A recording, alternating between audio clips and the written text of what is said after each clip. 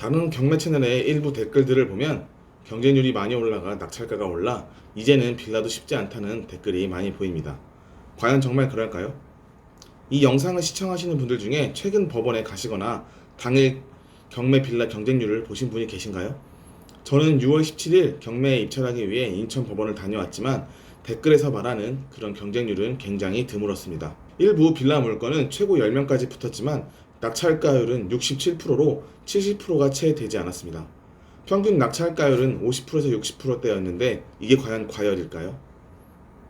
여전히 많은 괜찮은 입지의 빌라들이 경매로 계속 나오고 있습니다. 여러분들이 오늘 이 영상에서 나오는 빌라들을 직접 보시고 확인해 보신다면 더 공감 가는 내용이 될 것 같습니다. 오늘의 소개할 물건은 두 가지인데요. 2024 타경 502910, 2024 타경 129174입니다. 저는 아직도 빌라로 돈을 벌 수 있는 기회는 많다고 생각을 합니다. 수도권의 아파트 공급은 여전히 매우 적습니다. 그렇다 보니 빌라에 대한 수요도 다시 살아날 수밖에 없는데요. 현재 유튜브 댓글이나 SNS, 주위의 반응이 나오는 것은 부정적인 반응입니다. 투자자라면 빌라로 돈을 벌 수 있는 기회가 아직도 있다는 것을 생각을 해봐야 됩니다. 모두가 빌라로 돈을 벌 수 있다고 할 때 그때가 이제 그만해야 될 때가 되지 않았나 싶습니다. 오늘 소개할 물건들은 각각 다른 곳의 빌라들입니다. 오늘은 많이 소개해드린 서울 강서구의 화곡동의 물건 대신 서울 구로구의 개봉동에 있는 빌라를 소개하겠습니다. 2024 타경 129174입니다. 해당 물건은 감정가 2억 6,200만원이었지만 현재 3회 유찰되어 마이너스 36%인 1억 6,768만원입니다. 물건의 위치에서는 7호선 광명사거리역까지의 직선거리는 약 1.1km입니다. 도보로는 좀 힘들겠지만 버스를 타면 10분이면 닿는 곳인데요. 1호선 개봉역까지는 버스를 타면 17분, 도보로는 23분 정도 걸리는 거리입니다. 권리 분석에 있어 가장 먼저 봐야 하는 매각 물건 명세서를 보겠습니다. 임차인 양 땡땡씨는 2021년 8월 23일에 전입신고를, 21년 6월 7일에 확정일자를 받았습니다. 보증금은 2억 5,500만원인데요. 아래는 주택도시보증공사, 즉 허그가 승계를 받으면서 같은 날짜, 같은 보증금으로 적혀 있습니다. 비고란에는 어느 허그 보증 변경권과 같이 적혀있는 배당을 받지 못하는 전액에 대한 반환 청구권을 포기하고 임차권 등기를 말소한다고 적혀 있습니다. 간편하게 나와 있는 등기부 현황을 봐도 따로 근저당은 없습니다. 임차인 양 땡땡씨의 확정 전입신고 날짜가 말소기준 등기인 2021년 12월 6일 광명세무서장의 압류보다 위에 있으니 큰 문제는 없이 배당을 받아 종결될 것으로 보여집니다. 해당 물건은 5층이지만 엘리베이터가 있는 1.5룸 구조의 빌라입니다. 2019년 11월에 사용 승인이 났으므로 비교적 신축인 편인데요. 이제 이 물건과 비슷한 빌라들은 얼마에 나오고 거래가 되었는지 확인을 해보겠습니다. 평형, 승인 날짜 상관없이 비교적 골고루 거래가 된 것을 볼 수 있습니다. 대략 2억 이상에 거래되고 있는 것도 알 수 있는데요.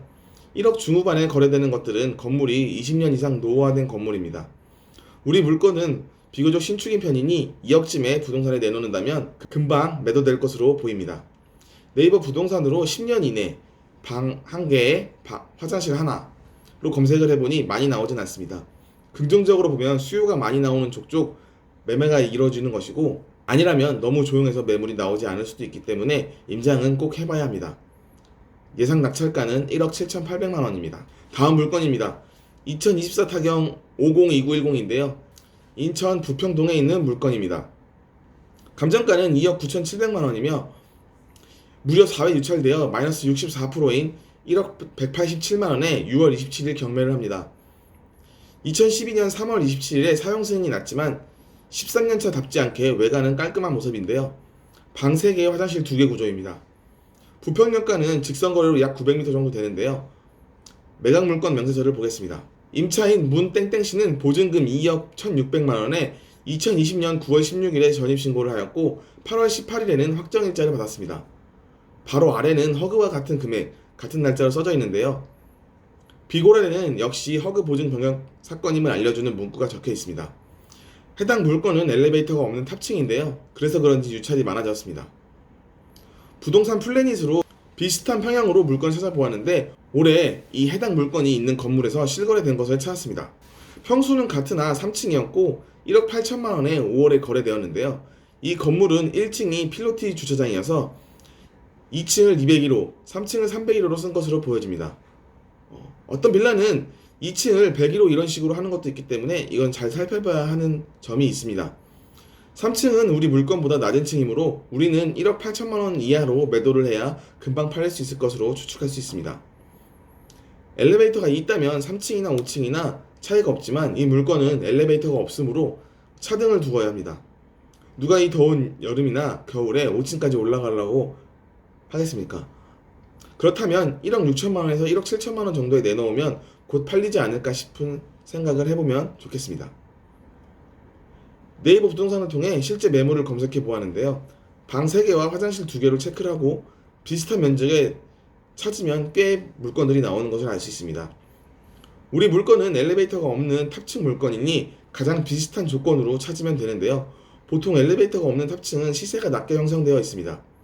가격 낮은 순으로 하면 1억 6천만 원의 물건이 2개가 보이는데요. 매물 2개도 역시 5층 빌라의 5층이고 공실 상태로 1억 6천만 원에 나와 있으니 앞서 말한 1억 6천에서 7천만 원이 아닌 1억 5천만 원에서 1억 4천만 원 정도로 봐야 매도가 빠르게 가능할 것으로 보여집니다. 1억 1천만 원 미만의 낙찰 받아서 1억 5천만 원에 판다면 그래도 4천만 원 정도의 수익이 나올 수 있습니다. 1억 3천만 원에 낙찰을 받는다면 2천만 원의 수익을 볼 수 있는 물건으로 예상 낙찰가는 1억 1,050만 원입니다. 하지만 이렇게 생각하시는 분들도 계실 수 있는데요. 지금 아파트 값이 심상치가 않은데 빌라가 아니라 아파트를 해야지 하는 생각도 가지신 분이 계실 텐데요. 틀린 말은 아닙니다. 그러나 아파트는 경쟁률 대비 얻는 실익이 적기 때문에 오히려 부동산에 가서 금매를 사는 것이 더 나을 수 있다고 여러 번 말씀드렸는데요. 제가 입찰하러 간 날인 6월 17일 날 제일 인기가 많았던 물건인 2024 타경 527759의 인천 서구의 불로동에 퀸스타 운동성이라는 물건을 보냈습니다. 이 아파트는 2억 5,300만 원에 1회 유찰되어 입찰자 18명이 입찰을 하였고 2억 1,599만 원에 낙찰을 받았습니다. 해당 물건은 소유자가 채무자인 관계로 가장 쉬운 권리 분석인데요. 이제 낙찰을 받고 명도를 해야 합니다. 인테리어도 아마 리모델링을 해야 할 텐데요. 네이버 부동산에 올라온 매물을 볼까요?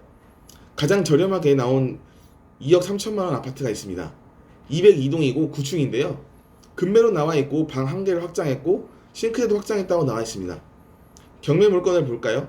201동의 17층이지만 인테리어 상태는 알 수가 없습니다. 기본적인 도배 장판, 화장실, 싱크대를 한다고 치면 700만원에서 1500만원 정도는 나갈 텐데요. 그렇다면 낙찰받은 금액인 2억 1600만원에 1000만원을 하면 2억 2600만원입니다. 여러분들은 군매 물건인 202동과 경매 물건인 201동 중에 어떤 동을 더 낫다고 보십니까? 일반적으로는 앞에 가리는 것이 없는 202동을 더 선호할 것입니다. 거기에 금매라고 써져 있으니 인테리어비의 50% 정도 값을 내고 한다면 경매 물건과 같아지게 되는데요. 치열한 경쟁이 있는 언제 될지 모르는 경매를 하시겠습니까? 아니면 부동산에 가서 금매를 사시겠습니까? 지금 아파트 경매가 과열이라고 하는 것은 바로 이런 것에서 나온 말입니다. 비단 이 사건뿐만이 아니라 많은 아파트 경매 사건을 보면 네이버 금매 물건과 검색을 해보면 이것과 비슷한 것을 발견하실 수 있습니다. 아파트처럼 간극이 적은 게 아니라 차이가 커서 실제 수익을 거둘 수 있는 것이 빌라를 하는 이유라고 볼 수 있습니다. GD옥션 공구를 모집하면서 많은 분들이 저장해둔 물건을 보게 되는데요. 경매를 하면 안 되는 물건들을 보시는 분들도 간혹 보입니다. 간혹 물건을 보면서 좀 더 쉽고 자세하게 알려드려야 하는 고민이 있는데요. 오히려 스스로 찾아보는 것도 좋지만 제가 영상에 올린 물건들을 한 번이라도 보시는 것이 더 좋을 것 같다는 생각도 듭니다. 초보인 상태에서 내가 좋다고 느낀 것들은 대부분 몇 가지 사항을 빼먹고 꼭 봤을 확률이 높기 때문입니다. 임차인 보증금 인수라던가 비선호하는 주거 종류라던가 입지적으로 불리하다던가 등등의 이유가 있을 겁니다. 저도 초보 시절엔 그렇기 때문인데요. 제가 올려드리는 물건을 좀 더 보시고 그거에 관해서 입찰을 해보시는 게 더 좋지 않을까 생각이 듭니다. 이번 영상에서는 평소 다루던 허그 보증 변경 물건 허그 보증 변경 물건 말고 또 왜 아파트를 경매로 지금 하면 안 되는지 직접적인 설명을 해드렸는데요. 좀 와닿으실는지 모르겠습니다. 아무튼 지금은 아파트 경매 열기에 참여하는 것보다 상대적으로 관심이 없는 빌라 단기 매매를 통해 돈을 불려나가는 것이 더 좋다는 생각을 하고 있습니다. 경매 공부하는 분들도 이 분위기에 맞춰 돈을 많이 버셨으면 좋겠습니다. 오늘도 시청해주셔서 감사합니다.